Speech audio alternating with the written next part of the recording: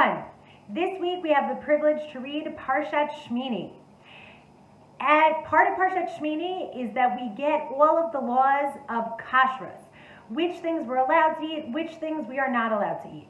And after the Torah enumerates all of those halachot, it ends with a section that warns us not to become defiled by eating things that creep and crawl on the earth, bugs, insects, everything like that.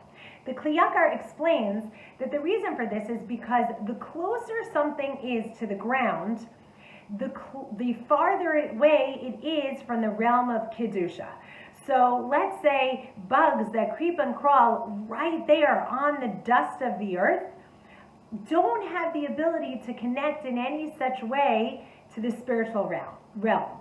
And in contrast to that, people who walk upright can literally turn their faces towards HaKadosh Baruch Hu and connect with Him better than anything else on this earth. So what we learn from there is, of course, we always want to go up in Kedusha.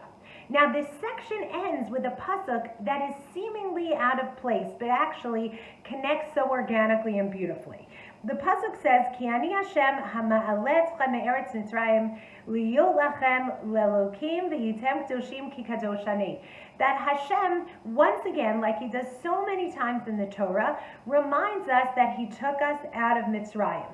Except the pasuk uses a strange word. It doesn't say Asher Hotzeiti, that I took you out of Mitzrayim.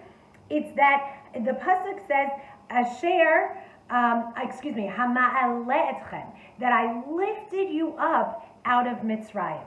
And the Kli Yakar continues to explain that where did Hashem lift us up from? Mitzrayim was the place where the Tumah was at its greatest. It was the lowest level.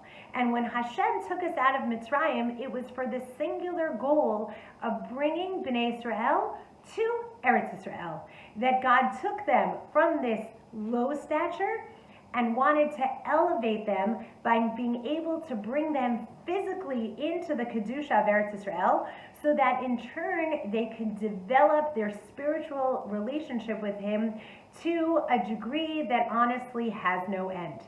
And we should all be zocha as we read this week's Parsha to try to figure out ways in our lives that we can do that. Visiting Eretz Israel, of course, moving to Eretz Israel, where we can try to physically connect ourselves to the lands as much as possible in order to give ourselves that extra burst of Kedusha. Have a wonderful Shabbos.